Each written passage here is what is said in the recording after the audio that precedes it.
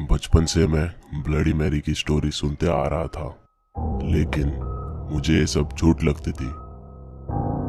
अगर आप लोगों को पता नहीं हो तो बता दूं कि ब्लडी मैरी एक ऐसी औरत थी इंग्लैंड में जो सब लोगों का दम घुट के उन्हें मारती थी। वो एक राजा की बेटी थी। राजा के मरने के बाद वो एक एक करके सब लोगों को मारने लगी। और अगर आप बोलते हैं कि मैंने तुम्हारा बच्चा चुराया तो ऐसा कहते हैं कि उसके भूत का साया तुम्हारा पीछा कभी नहीं छोड़ेगा, क्योंकि ब्लडी मैरी एक बार प्रेग्नेंट हुई थी। सारे इंग्लैंड ने एक नया बच्चा आएगा खानदानियत की हुकुमशाही चलाने को इसलिए वेलकम करने के लिए लोग रुके थे, लेकिन उसको कभी बच्चा हुआ ही नहीं। 9 महीने बाद वापस उसका पेट वैसे ही अंदर हो गया और वो नॉर्मल हो गई। तो ये कहानी है करीब 6-7 साल पुरानी। तभी हमारे स्कूल के समर वेकेशंस चालू हुए थे। मैंने मेरे फ्रेंड्स को रहने को बुलाया था मेरे घर पे 4 दिन के लिए। एक दोपहर हम बोर हो गए थे, तभी हम लोग ने सोचा चलो ट्रूथ और डेयर खेलते हैं। खेलते खेलते डेयर मेरे पे आया, तो मेरे फ्रेंड ने मुझे डेयर दिया कि रात को मिरर के सामने ब्लडी मैरी बोलने का 3 बार।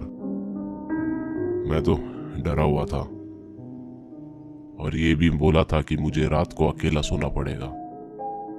फिर उस दिन रात हो गई। सबके साथ मैंने कैंडल जलाया और बाथरूम में चला गया। मेरे दोस्त बाथरूम के बाहर ही खड़े थे।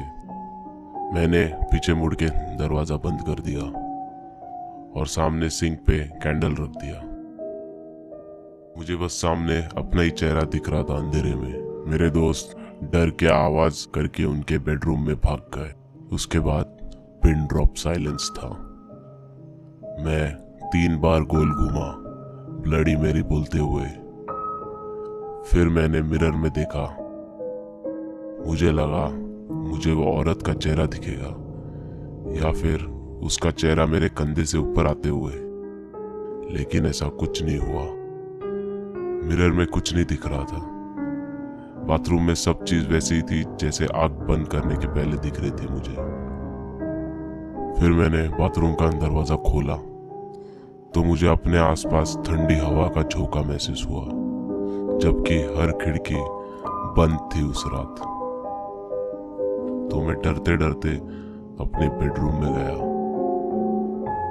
और मेरे बेडरूम नॉर्मल से ज्यादा ठंडी थी, तो मैं ब्लैंकेट लेके सो गया।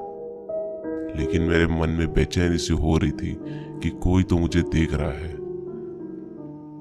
लेकिन मैं आंख खोलने को डर रहा था। फिर भी मैंने आंख खोली तो मुझे एक औरत रूम के कोने में खड़ी होते हुए नजर आई।